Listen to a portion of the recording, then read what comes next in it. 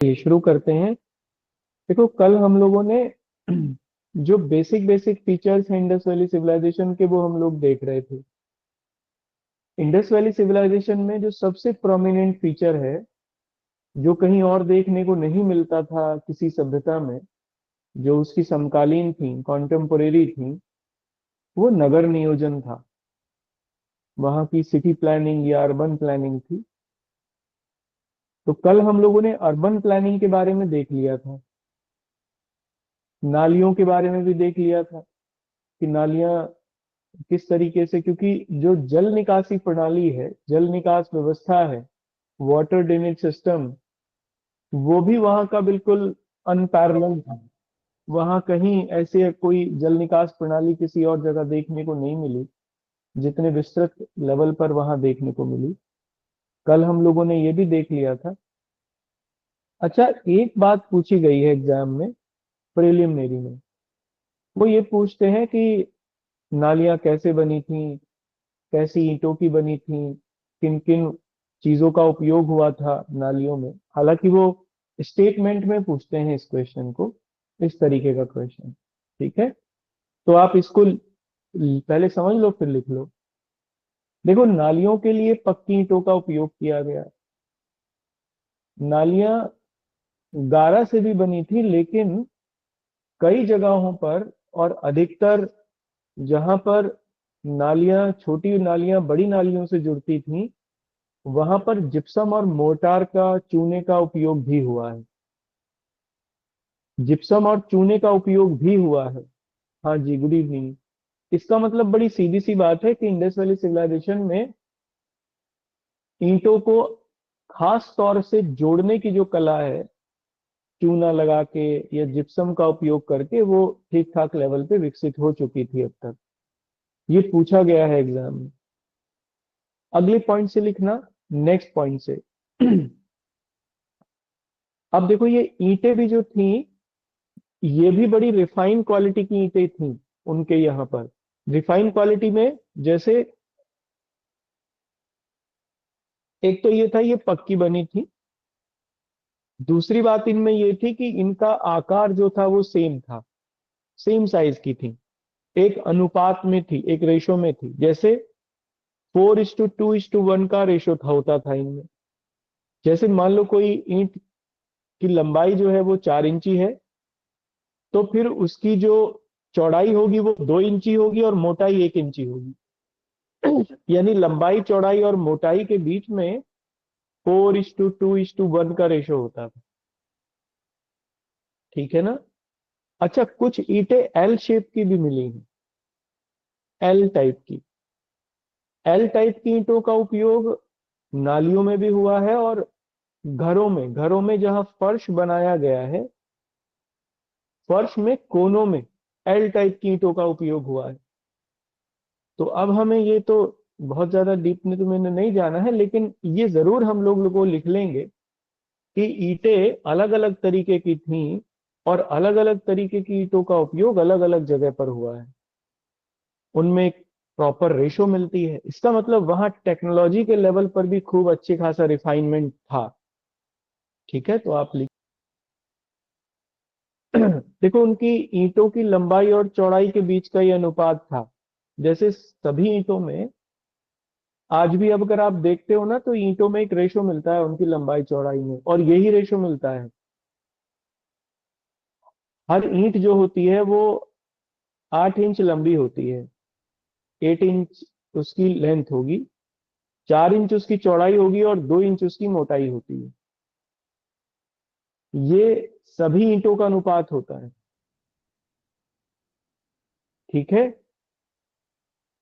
ये उसी समय से एक नियम है, मतलब नियम का एक साइंटिफिक रूल है घर बनाने को लेकर। तो ये जो अनुपात था ईंटों का, ये सेम था, 4:2:1 था। लंबाई 4, चौड़ाई 2, और मोटाई 1। ठीक है।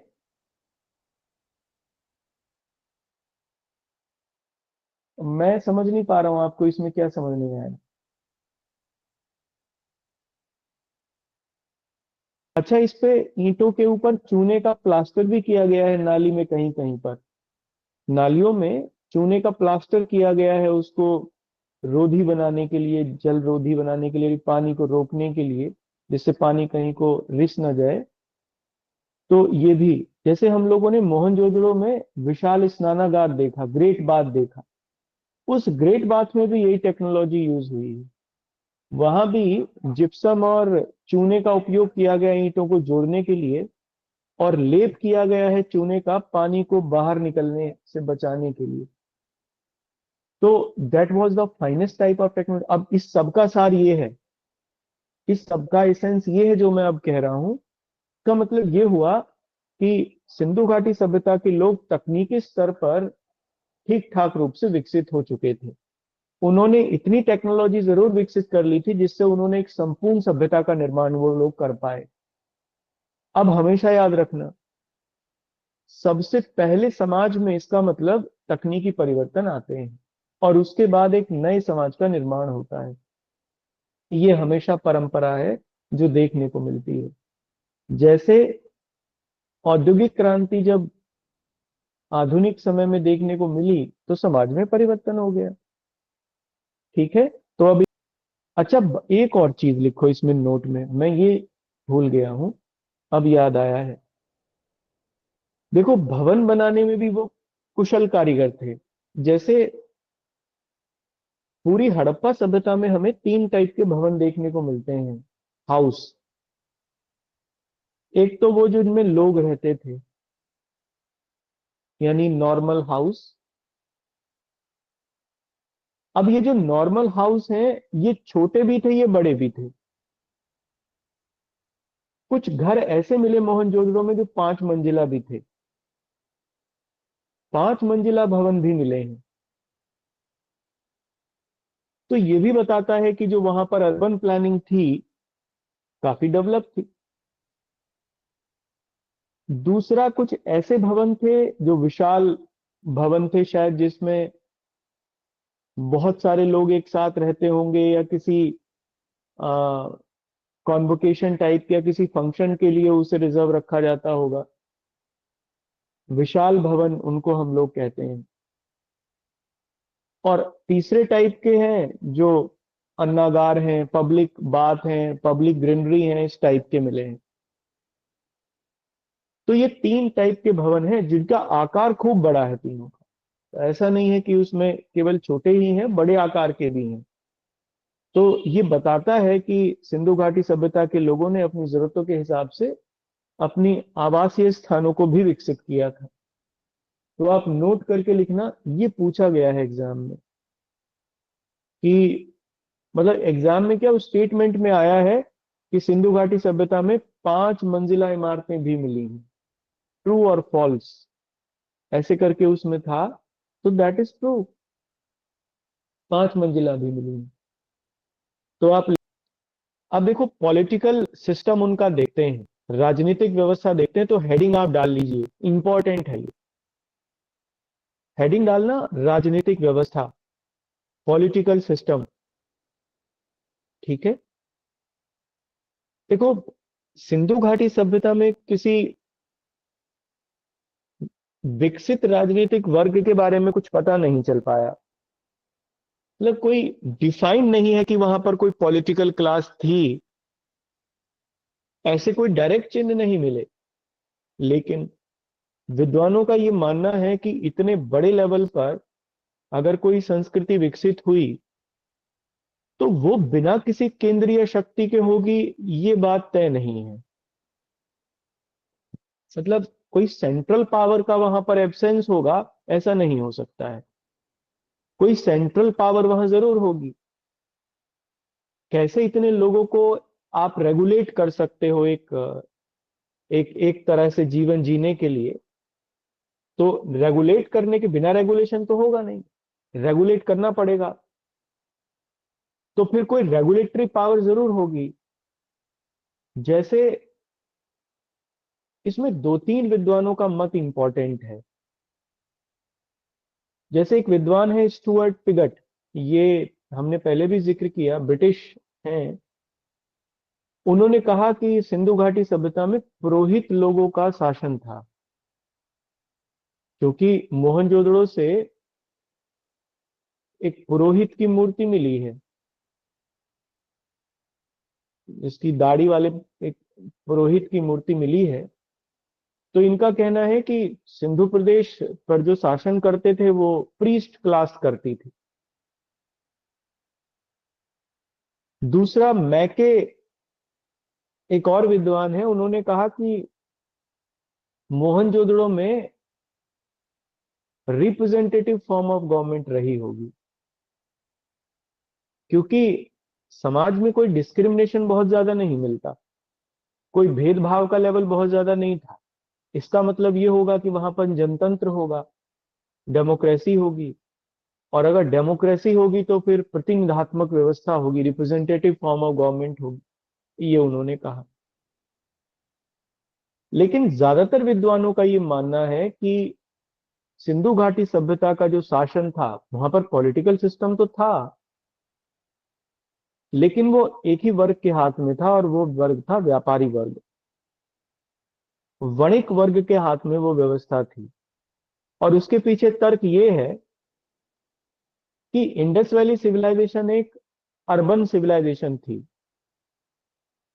केवल सिटीज ही देखने को मिलते हैं, और उसका मुख्य केंद्र था व्यापार।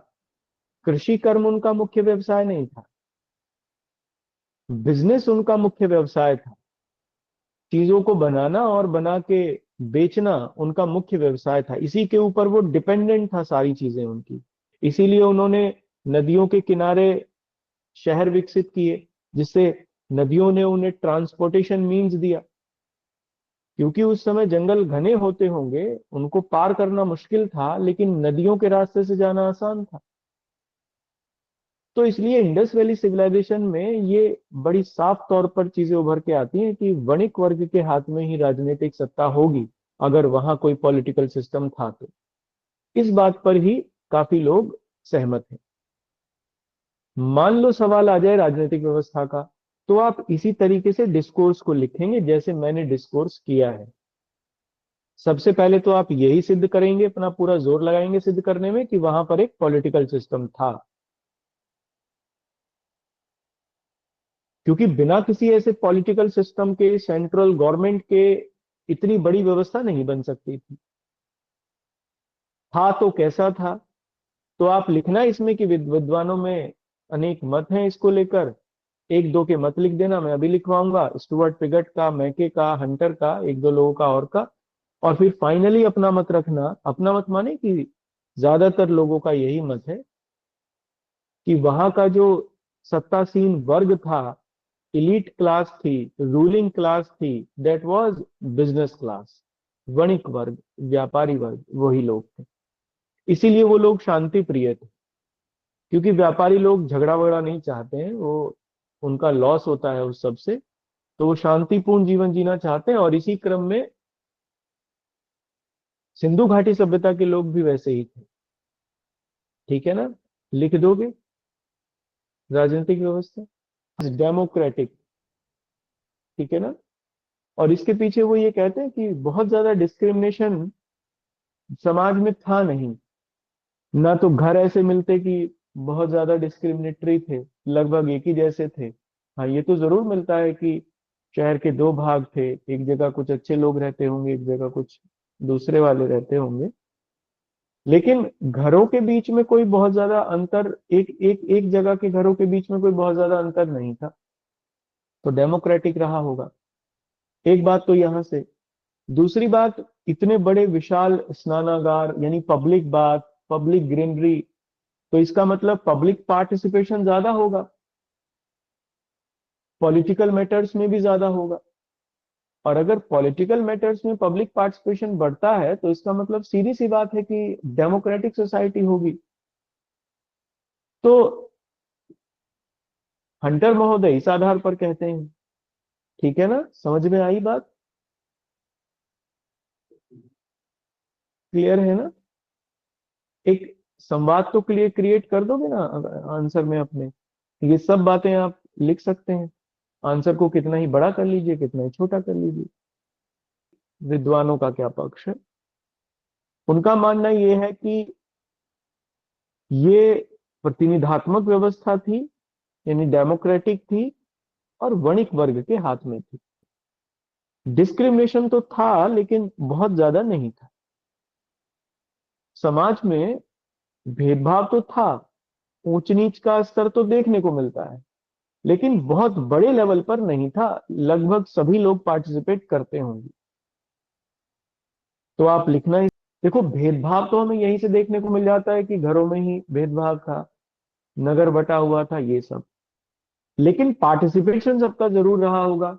और इसका उदाहरण देखने को मिलता है, बड़े बड़े पब्लिक बात देखने को मिलते हैं, बड़ी बड़ी ग्रीनरीज देखने को मिलती हैं। तो ये सब तो कह सकते हैं कि डेमोक्रेटिक होगा। एक और कंटिन्यूएशन में लिखना,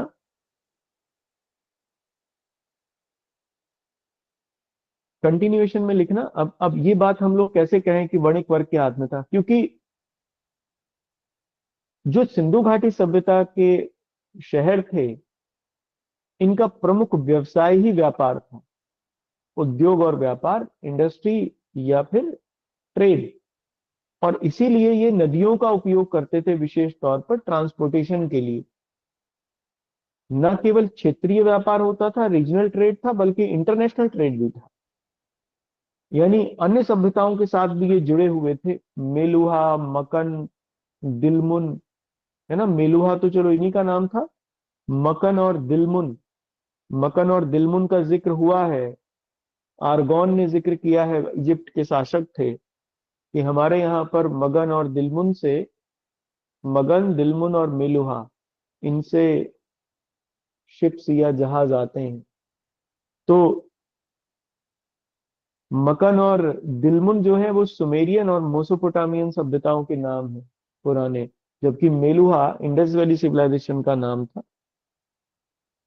तो न केवल रीजनल ट्रेड था बल्कि इंटरनेशनल ट्रेड भी रहा होगा। ट्रेड बड़े लेवल पर कैसे था आगे देखेंगे ये बिजनेस क्लास में। जैसे बाट माप की जो व्यवस्था थी वो बड़ी शानदार थी। बाटों की और मापों की व्यवस्था बड़ी परफेक्ट थी। तो इसका मतलब चीजों की खरीद फरोख्त खूब होती होगी, इसका मतलब व्यापार बड़े लेवल पर होता होगा। तभी ये बाट माप की चीजें, मोहरें खूब मिली हैं, लगभग बड़े बड़े शहरों से मिली हैं, सील्स, जो कि सामान्य तौर पर सामानों पर लगाई जाती होंगी। तो इसका मतलब एक कोई संगठन भी होगा व्यापारियों का, जो अपनी मोहरों का यूज करता होगा अपने सामान को एक जगह से दूसरी जगह तक ले जाने के लिए। तो बहुत सारी बातें, बहुत सारे फैक्ट हैं जो ये तय करते हैं कि एक बिजनेस क्लास के हाथ में था। ठीक है, समझ में आया। ठीक है, ये हमारा कंप्लीट हुआ कि वहां पॉलिटिकल सिस्टम क्या था। एक पूरा डिस्कोर्स इसके ऊपर मैंने पूरा कर दिया।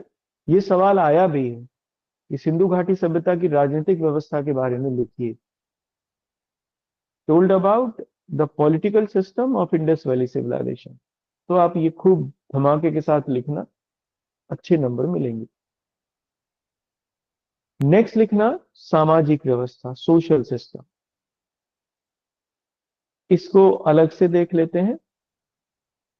ठीक है, देखो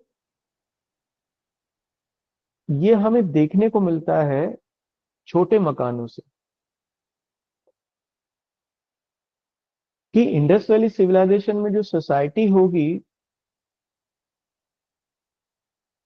वो फैमिली सेंट्रिक होगी, परिवार केंद्रित होगी और न्यूक्लियर होगी, एकांकी भी होगी। देखो ज्यादातर घर छोटे मिले हैं। अब छोटे घर में बहुत ज्यादा लोग तो नहीं रह सकते,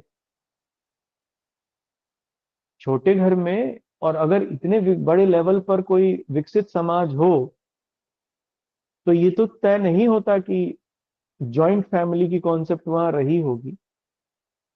और अगर बिजनेस क्लास है कहीं पर, व्यापार कहीं प्रमुखता से होता है,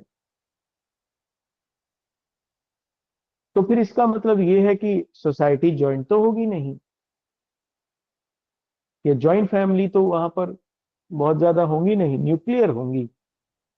तो और तो एक बात तो तय ये हुई कि इंडस वैली सिविलाइजेशन में एकांकी परिवार हम लोगों को देखने को मिलते हैं। छोटे परिवार थे, समाज की इकाई परिवार ही रहा होगा।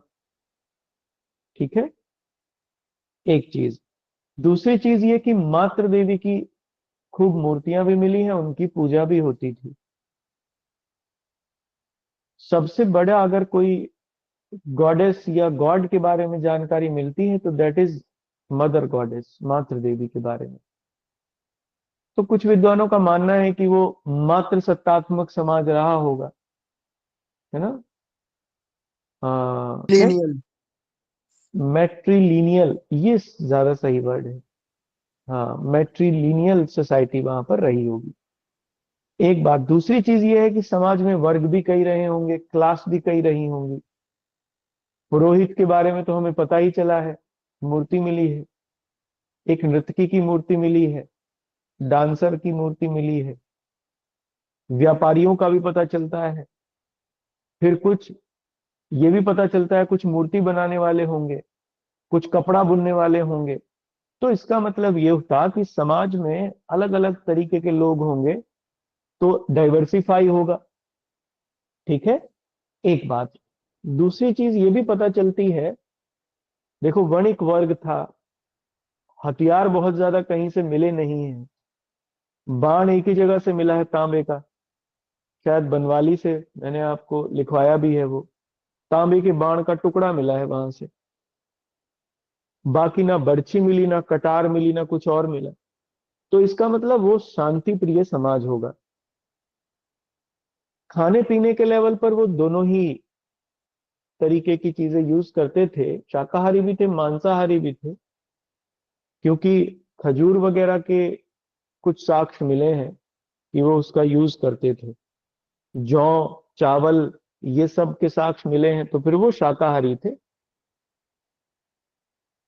लेकिन मांसाहारी भी थे, और कहीं कहीं से मगरमच्छ के मांस के टुकड़े भी मिले हैं। तो ये पता चलता है कि वो ये सब भी कंज्यूम करते होंगे। ठीक है। दूसरी एक बात, नेक्स्ट इसमें इंपॉर्टेंट ये है, देखो हमें पब्लिक बाथ मिले। इसका मतलब ये हुआ कि किसी फेस्टिवल के समय पर उनका यूज किया जाता होगा। इसका मतलब वहां कुछ त्योहार होंगे, सार्वजनिक त्योहार जो मनाए जाते होंगे, और उस समय इसका उपयोग करते होंगे। तो समारोह भी वहां पर ठीक ठाक मनाए जाते थे। और अंतिम रूप से सोसाइटी के बारे में ये जानकारी मिलती है, हालांकि ये धार्मिक विषय भी है, कि समाधान की तीनों विधियां देखने को मिलती हैं, ब्यूरियल की तीनों विधियां देखने को मिलती हैं। कंप्लीट ब्यूरियल भी, पार्शियल ब्यूरियल भी, और क्रिमेशन भी, शवदाह भी। तीनों चीजें देखने को मिलती। ठीक है। तो ये सामाजिक व्यवस्था थी उनकी, जिसके बारे में मैंने आपसे चर्चा की। लिख देंगे इस बारे में, उनके खान पीन के बारे में, अ, उनके अंत्येष्टि संस्कारों के बारे में, समाज में डाइवर्सिफिकेशन के बारे में, है ना। तो आप इसको